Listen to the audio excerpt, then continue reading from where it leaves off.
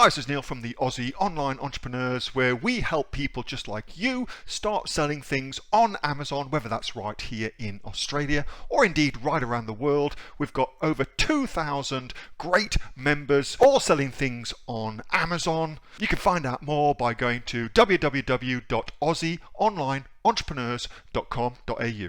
In this video, Rosie from the Aussie Online Entrepreneurs is going to show you how to list products on Amazon that have got batteries included.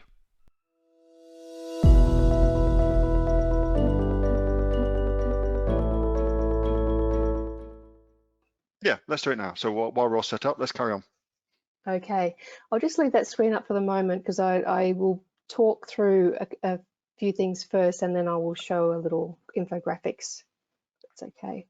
So I just wanted to share some experiences recently with helping clients around products that contain batteries. So now for those listening, I won't, and for the clients that I'm about to reference, I'm not going to talk about your products. I'm not going to say what those products are. I'm not going to say who you are. So I'm just going to talk about the scenarios. What I've discovered is that Amazon is very inconsistent when it comes to products containing batteries and how they allow you to, or whether they allow you to list those products. I'm just going to go through three different situations with three different clients, and once you hear what they are and whatever, you'll get an understanding of the frustration it is also for us working through with Amazon, trying to get them to get them to do what we want, basically, and that's to list our products for FBA. So the first one, this product contained an alkaline battery, which normally wouldn't be flagged as a dangerous goods. So lithium, yes, but I wouldn't have expected alkaline. So we submitted an exemption form for the dangerous goods review. This was so that we could convert it to FBA. Amazon responded with a classification of dangerous good program fulfillable. What that means is that the ASIN had been deemed a dangerous goods and it can only be fulfilled through FBA if the seller has registered for the dangerous goods program. So we raised a case asking for access to the terms and conditions for the program, which you had to check and submit before they would accept it. So Amazon responded then that the program didn't exist in Australia. We then requested another review and said, well, if it's not in Australia, can you please approve the Hazmat Exemption Form and allow us to list the product for FBA? The next response from somebody different, of course, was that they provided a link to the Dangerous Good Program pilot in Australia. So it did actually exist, but it's been in pilot since 2019. So the client accepted the terms and conditions and received a response 2 days later from Amazon that said, after checking the details, I would like to inform you that you have been whitelisted for the Dangerous Goods Hazmat Pilot Program. Okay. Now, this was the first time I'd heard of this program. So this was a very odd way to find out about it, but we got through it in the end. What that allows you to do, I'll just explain a little bit about the Hazmat pilot program, is that it allows you to convert your listing to FBA. It allows you to send the products flagged as dangerous goods to the warehouse. There are two conditions. You need to add dangerous goods information during the shipment, and also you have to include a Hazmat diamond label on each of the boxes in the shipment. Okay. So that's the first situation. The second one, we created a new listing for a product that contained a small lithium battery. So normally I wouldn't do this, but in this case, we had the details of the battery, so I entered those details into the listing during the creation of the listing. Right? Normally I do that later. So I did it during the creation of the listing, selected we want to fulfill it by Amazon, entered the location of the SDS, which was a Dropbox URL, and the listing converted straight away to FBA. So we didn't have to go through the Dangerous Goods Hazmat review. So I haven't come across that before, so that was another odd one. There's still I'm still not convinced that Amazon won't come back. You know, their bots will flag it saying, oh, you have to go through the hazmat review again. But we're just keeping an eye on that one at the moment. The third one was that the listing was already created, and we went to convert it to FBA, went through the dangerous goods hazmat review questions, provided details of the lithium battery, and again, it was accepted within minutes and the listing converted to FBA, and yet without an SDS form and without an exemption form.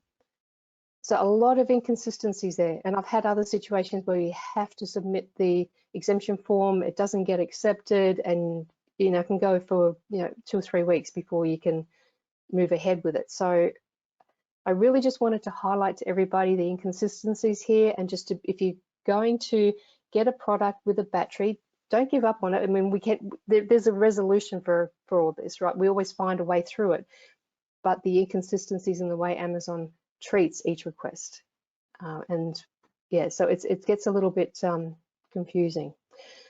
So what I thought, just because I wanted to have a go at creating a Canva infographics, to be honest, and I thought I'd put this together just as a high level, as a prompt, right? So hazmat reviews for batteries. If it's a new listing, add the battery specs during the creation process and make sure you check within that creation process that you want it to be FBA. Okay. I'm interested to know, because that worked on one occasion, and I'm going to monitor this and see whether it happens with future ones where it gets automatically accepted. If you've got an existing listing and you want to convert it to FBA, you complete the dangerous goods declaration. Okay, so that's for the hazmat review, and put on all your battery details at that point. If Amazon come back and they don't approve the review or the exemption for hazmat, just read the message exactly what they've asked you to do, or what they say they need, and give it to them. Okay, just keep appealing, because it can take quite a few goes before they will you get through to somebody eventually who will actually read it and understand what you're submitting. Okay, it's not a very nice thing to say, but what I found is that, and what I suspect, is that a lot of newer people working at Amazon, because they did increase their number of contractors and employees working in the past year, and a lot of them don't have the same knowledge, like they don't have the experience with dealing with these sort of requests.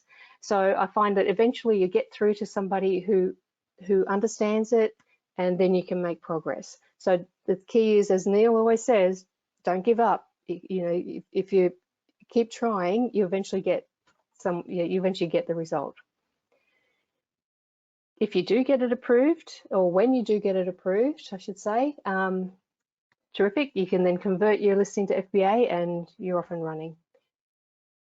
If you have to go through the dangerous goods program, then it's actually a very easy process. Once you get invited, you have to be invited to apply for it, and it's a very simple, like I said, just accepting the terms and conditions. 2 days later, they've whitelisted you. So it's all well and good, and then you can start selling. The other things I noted here, that if Amazon asks you to submit an SDS or an exemption form, so they leave it open to one or the other, but what they're expecting is that if your product contains a lithium battery, that is definitely a dangerous good. You need to have an SDS for it regardless. The exemption form is for anything that would be not considered dangerous goods. Unfortunately, with the first scenario that I spoke about with the alkaline battery, they classified that, I believe, incorrectly, but we couldn't fight it, which we did try. We appealed many times.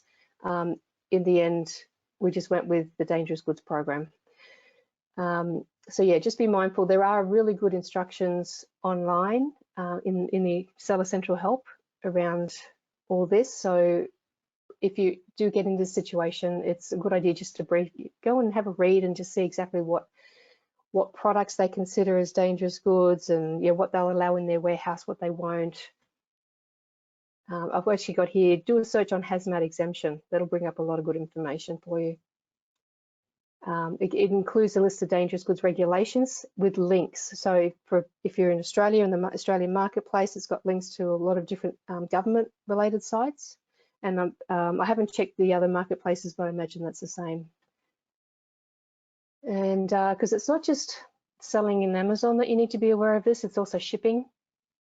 Definitely shipping, and also if you're sending to 3PLs, they need to be aware of what your product is and whether it's classified as a dangerous goods too. For the exemption form, I'm not going to go through it. I can bring it up, but it's probably easier just to have a look yourself. It is quite straightforward to fill it in. It's just an Excel spreadsheet with some fields that are mandatory, and you just fill in your details of your products, particularly around the battery, and then submit it. And sometimes they approve them straight away. Sometimes, like I said earlier, you just have to keep resubmitting. So this is the link that'll take you straight to the template, so you can download it.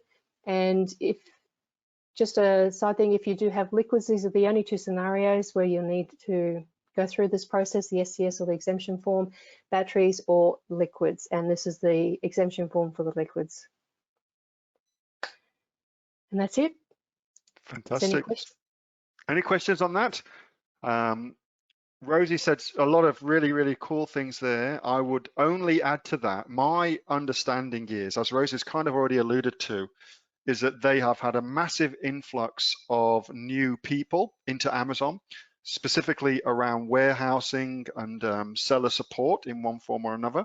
And it seems to be the MO of new people into the business is simply to reject anything that they don't understand, so that it goes back into the queue, so that hopefully somebody what does understand it will answer it properly.